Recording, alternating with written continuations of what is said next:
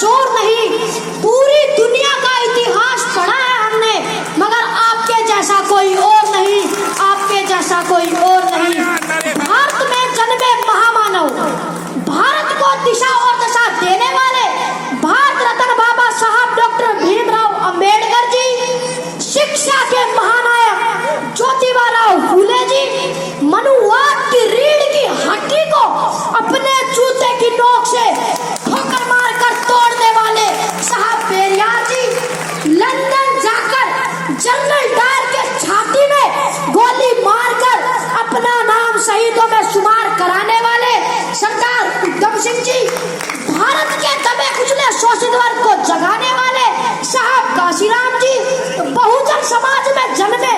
सभी संत महापुरुषों को नमन करते हुए सम्मानित मंच को मेरा क्रांतिकारी जय भीम।